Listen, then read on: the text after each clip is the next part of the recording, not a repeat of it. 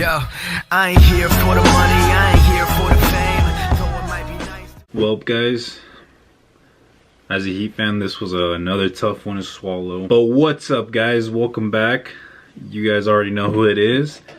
And if you don't, then you're living under a rock.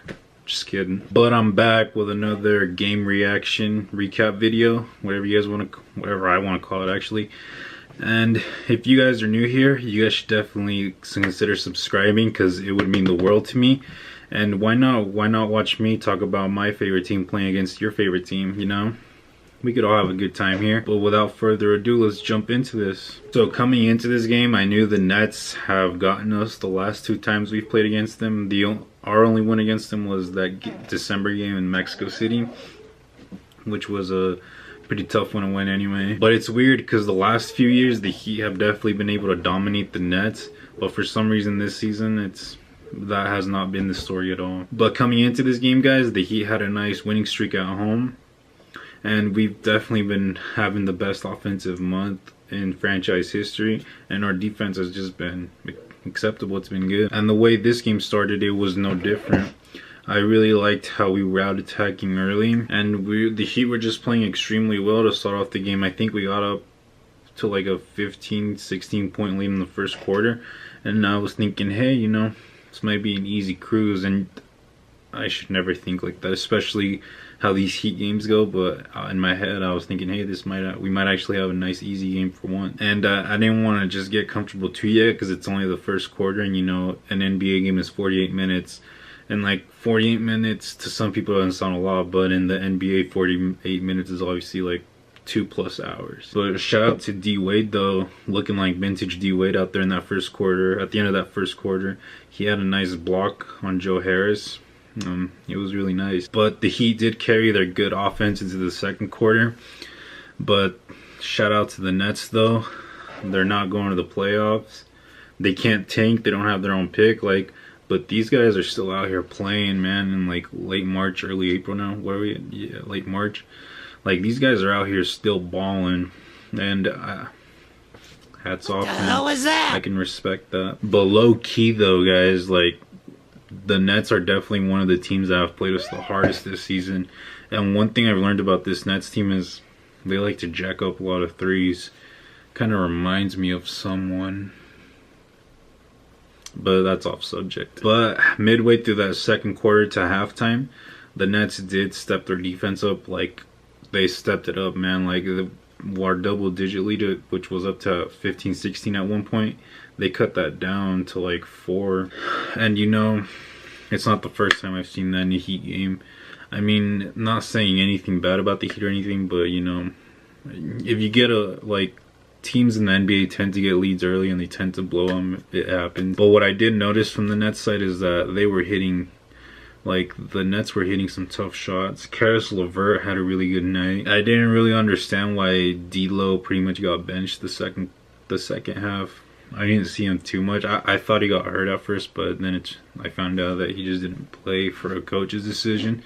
Don't know why, but this Nets team, man, like, you can joke about them not having any picks, no future or anything, but they're still out here balling. Like, they're not just gonna let you get an easy win over them, and they let my team know that the hard way. But midway through that third quarter, the Nets did end up taking the lead back, and once the Nets took the lead back, man, it was an all-out war after that. But towards the end, man, like, I feel like we were kind of struggling a bit on our offense, but James Johnson definitely came through and got us a few and ones to like pretty much close the gap on their lead. This was a pretty close game, guys. I know D Wade hit the 2 free throws that pretty much sent the game to overtime, and I thought we could have won the game there, because I know D Wade and especially Dragic had a good look, but it just didn't fall in, and you know, sometimes it just happens. So I know the overtime started with a Jay Rich dunk, which I enjoyed.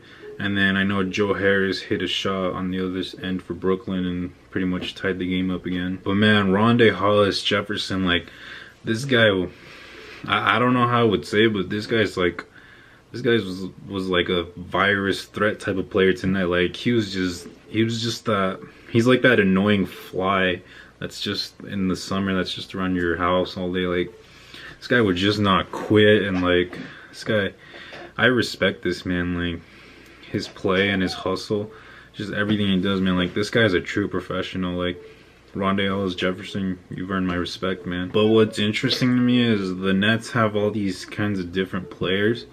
Players like Allen Crabbe, Joe Harris, Karis LeVert, Rondé Hollis Jefferson, just like really good wing players. Like sort of kind of reminds me of the Heat's wing players in a way, but not. I still think the Heat obviously is a better team. They have the better record, but the Nets, man, they a great value version of the Heat, if you know what I mean. But I do like what they're doing with the whole Spencer Dinwiddie, D'Lo, Allen Crabbe backcourt situation they got. It's something they could work around. But man, that last play where D Wade had a chance to win the game, you know, he's going in, he's going around like the spin around hook shot type of shot, and he ends up missing it. Right away when I saw it, I knew that D Wade was fouled, and I know it didn't get called, but on the live play it made it seem like he didn't get fouled and he just straight up missed it. But once they showed the replay, pretty obvious a missed foul, and I really don't get that, man. Like I guess when you age, the refs just like not give you calls or anything, because I mean, for example, James Harden, I respect James Harden. He's a really good player. He's probably the MVP this year, if we're all being honest. You breathe on this dude, like he gets fouled. Like he gets foul calls if you breathe on him. Like if I have bad breath, probably not a good example, but if I have bad breath and I can hear James Harden, I'll probably get 3 free throws. But come on, man. Like even on Twitter, which if you're not following me, you should, at Pilot Oscar 3, wherever I end up putting it. But even I saw the picture, D Wade throwing the shot up. Was it, I think it was Rondé Hollis Jefferson that hit him. No call, Heat lose the game. And I mean, if you're the Heat, this is obviously a game you don't want to lose, because a win tonight would have definitely clinched us a playoff spot, but it didn't happen. The Heat didn't get a call yet again, and it's not the first time. So NBA refs, I'm coming for you. I'm calling you guys out. Get it straight. Get it straight, man. If you foul James Harden if someone breathes on James Harden and you're gonna give him foul calls for that, at least give D Wade a call for that, man. Come on. But it's not completely the refs' fault. I know we had a couple looks in the fourth quarter and overtime to give us a lead and probably win the game, and we just missed them. But the Nets played us extremely well this season. I wish them nothing but the best. They're definitely a young team, and I really like Kenny Atkinson as a coach. I don't know too much about him, but what I do know, he's definitely an exceptional coach. But my player of the game is definitely gonna be Karis LeVert. I think dude was like teasing a triple-double. He played us good. Rondé Hollis Jefferson too. He's like a you know, like a A1 B1 type of thing. Like he was extremely good tonight too. Made a lot of tough shots that just made it hard for us to respond on. But what do you guys think about this game? Do you think that D Wade did get fouled? Because it's obvious he got fouled. I mean, if you don't think he got fouled, just check Twitter, man. He got fouled, the NBA's report, and then they're gonna put out another BS 2-minute report. Like that's gonna do anything.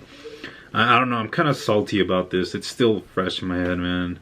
You know, you don't like, just like anybody, you don't like to see your favorite team lose. Especially I don't.